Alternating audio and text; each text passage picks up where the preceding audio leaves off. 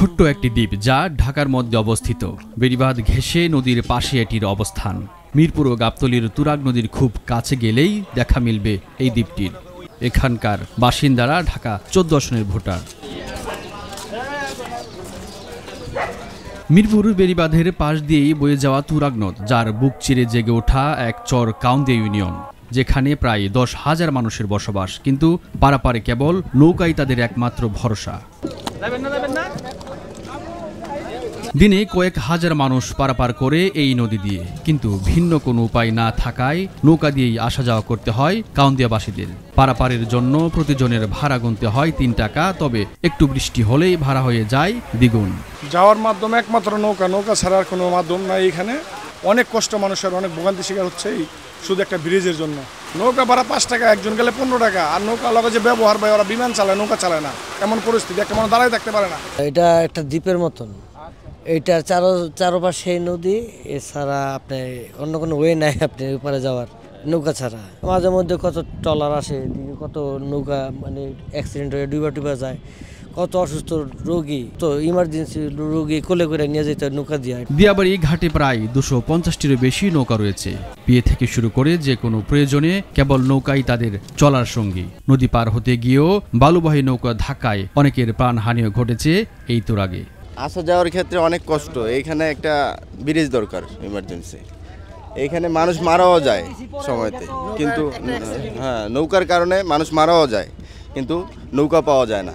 সবরাতের রাত্রেই ঘাটে নৌকা নাই, অ্যাক্সিডেন্ট হয়েছে, মারা যেতেছিল, নৌকা নিয়েই আমি পারাপার করছি। সমস্যা অনেকই সমস্যায় হয়। বৃষ্টি বাদলের দিনে যে সমস্যা, মনে করে অ্যাক্সিডেন্ট হয়, কত অ্যাক্সিডেন্ট হয়, অনেক বিপজ্জনক হয়, অনেক অ্যাক্সিডেন্ট হয়, অনেক কিছু হয়, নৌকা ডুবে যায়, অনেক মানুষ মারাও গেছে। এখানে ব্রিজ হলে সুবিধা হয় সবচেয়ে। কাউন্দিয়াবাসীর মাধ্যমিক শিক্ষার পর উচ্চশিক্ষার জন্য ভরসা করতে হয় শহরের উপর, কিন্তু নৌকা পারাপারের ভয়ে অনেকেই দিতে চায় না স্কুলে।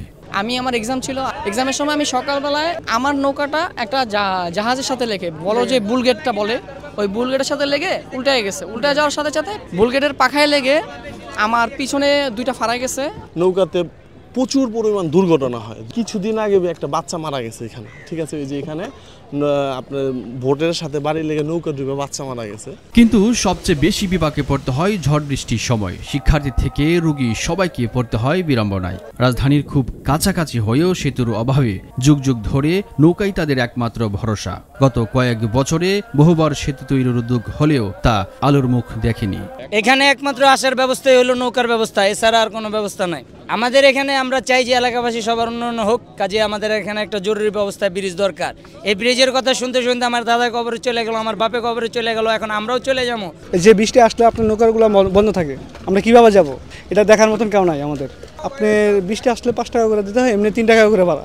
হয়তো একটা ব্রিজ হবে, তো ব্রিজ তো বলছে খালি দিবে, কিন্তু আমাদের ব্রিজ দেয় না, ব্রিজের জায়গায় তো বলে নাই। আর এরকম পারে যে বৃষ্টিতে অনেক যতক্ষণ আসতে আমাদের নৌকা দেওয়া যায় তো সমস্যা হয়ে যায়।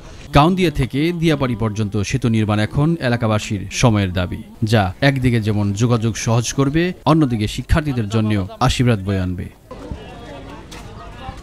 আসাদুজ্জামান ফুলেট, ভোরের কাগজ, ঢাকা।